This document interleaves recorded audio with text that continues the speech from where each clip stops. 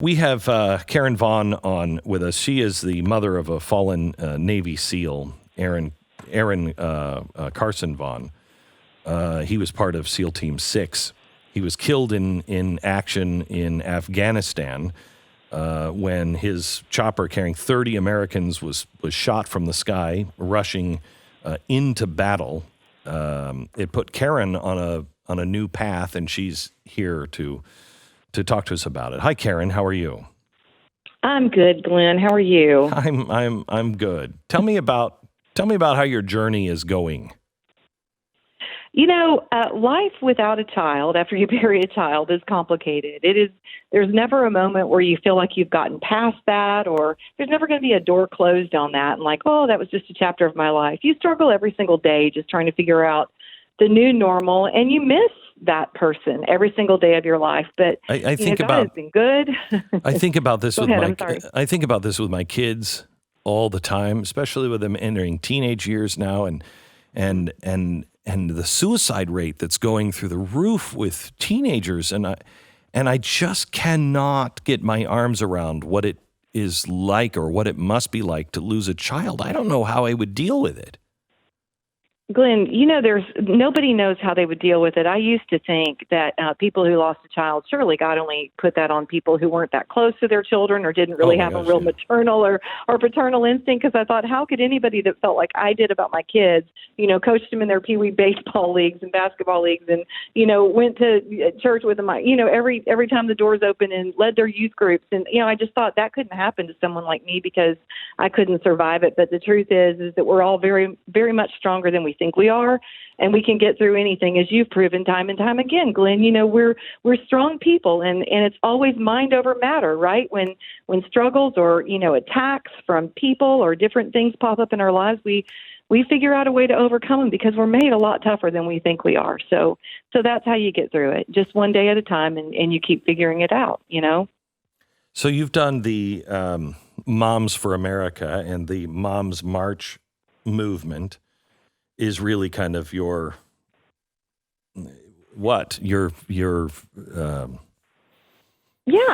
filler? That. So, you know what it is here it is. It's simple for me. And Glenn, I don't know if you remember, we got to talk back in 2017 when I released my book about Aaron, World Changer, and I got to sit with you in your studio for an hour and do your show. And I just love chatting with you because you've been a victor for America. You started a revolution about exposing the dangers that were threatening our society. And I want you to know, I said this to you before, but I want you to know that my son, who was a big, badass, tough Navy SEAL, member of SEAL Team 6, thought you were the greatest thing that ever came to into America's existence. And I want you to know our family has honored your sacrifice and your service. But here's what happened to me is after Aaron died, I realized that I could no longer sit on the sidelines and watch other people protect and defend this nation. He fought for it and he died for it on foreign soil. But we are being destroyed, as you've said, so adequately and so many times from within.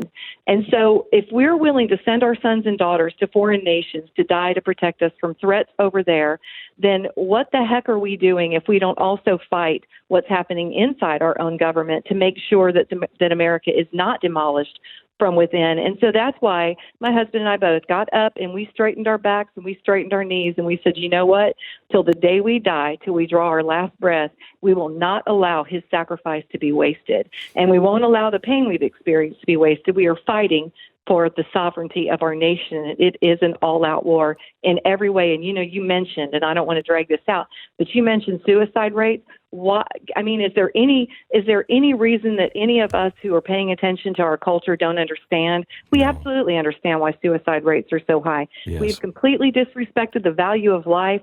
We've put things in front of our children that never should have been in front of our children. We've shoved ideologies down their throats saying that people have no value.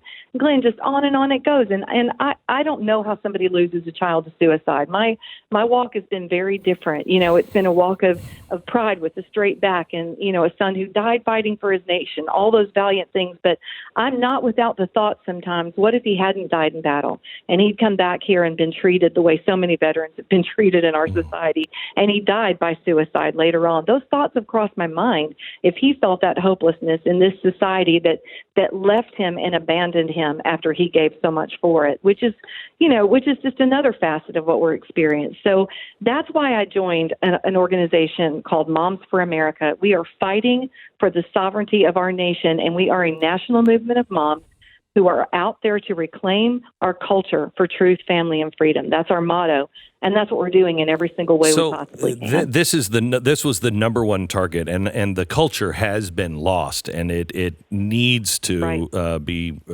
rejuvenated, but it truly has been lost. So I know you were just down on the border. We were talking about this just a minute ago. Imagine how abandoned you would feel if the United States government was bringing a bus to your small town and dropping 1,000 people off every single day. We have made 2 trips to the border, and we have talked to moms and dads and kids that are living in those situations. Glenn, they are terrified for their life. And when did it become okay in our society to allow women and children to be the front line of defense for our nation? It is completely unacceptable. And then you talk to the border security agents down there that are completely overwhelmed by what's happening.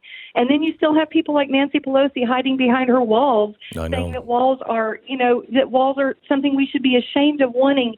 It is. We've been to D.C. over and over again, and we've tried to reason with these legislators. And Glenn, the thing is we've realized this, and this was hard for me to come to the conclusion of, but we have realized that America will not be won by legislators in Washington D.C. It won't. America will be restored at the dining room table.